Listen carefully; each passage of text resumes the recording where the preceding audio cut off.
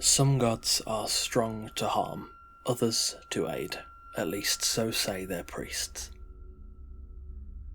Born from the nameless mist, omniscient and omnipresent, Yog Sothoth sees all. Few gods within Conan Exiles are as terrifying as Yog, manifesting as a floating, tentacled monstrosity. In the strange world of Conan Exiles, there are many things that don't quite make sense, but Yog is perhaps the most intriguing out of all of them. How did he come to be, what is he, and why do the Darfari worship him?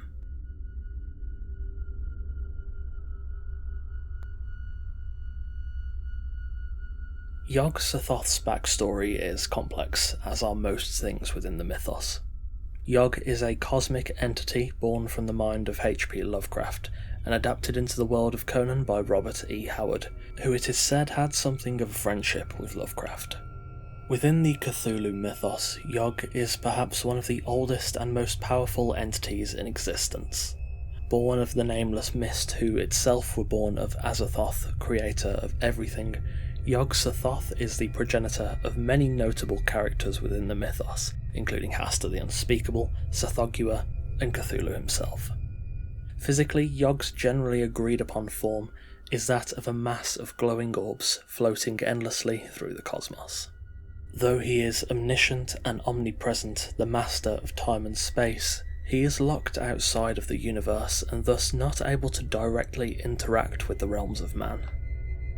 Like his relative Nyarlathotep, he is able to use numerous avatars to manifest himself within areas he cannot directly touch. There are many avatars he can take, such as a mass of floating tentacles and eyes, a deity lurking within blinding light, or the silhouette of a man behind a veil. Given his power, Yog likely has countless avatars he can take, and within Conan Exiles, we see him in the form of what we can assume to be a war monster, easily capable of combat as it glides above the sands.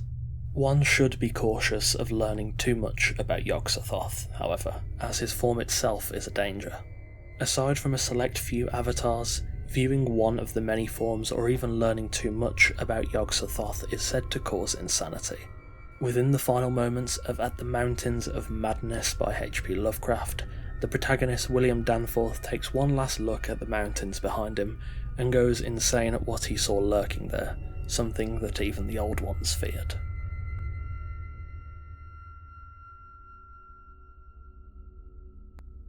Yog's behaviour is very interesting. Like many Lovecraftian entities, Yog is apathetic at the core and holds no love nor hatred for humans. However, unlike a majority of the other entities, Yog is able to be invoked and summoned by humans for occult deeds, rituals, or to offer assistance when necessary. In the case of Charles Dexter Ward, Yog is invoked to resurrect a corpse using essential salts, requiring a complex ritual spoken aloud in an ancient, unfathomable language. In the Dunwich Horror, Yog is summoned for the horrific purpose of impregnating a human female, who later gave birth to two partially human children, one being Wilbur Whately, and the other being the Horror of Dunwich.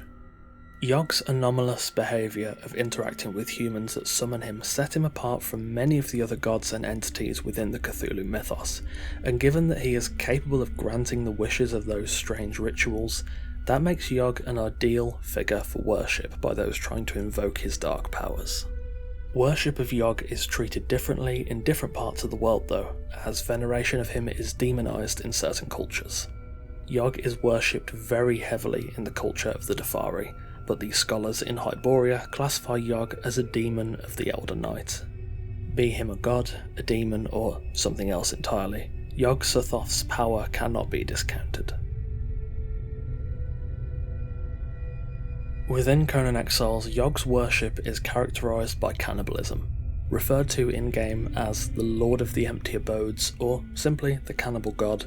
Yog's interpretation within Conan Exiles is much simpler than his actual overall essence, though it could be said that his representation through the southern Darfaris is biased by their cultural ties and traditions.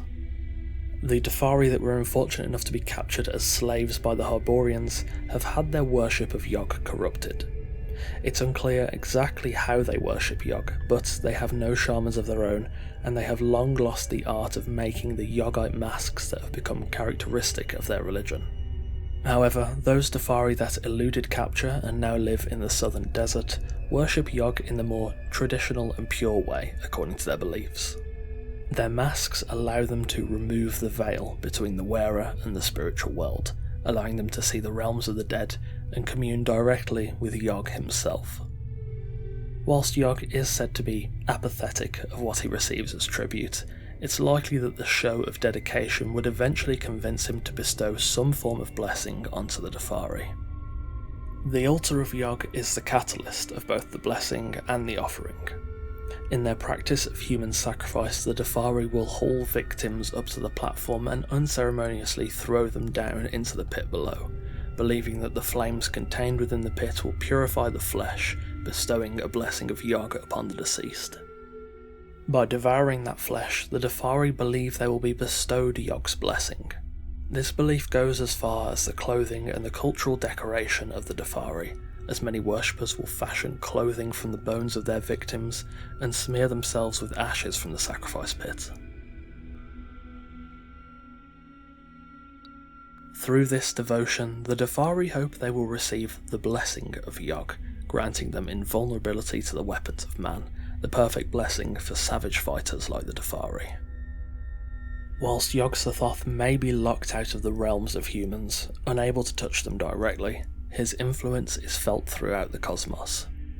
As his glowing orbs float endlessly in the void above, careless of the conflict and quarrels of the humans below, this ancient outer god of near limitless power will likely persist for eons after all those humans have disappeared, still amongst the stars, silently observing.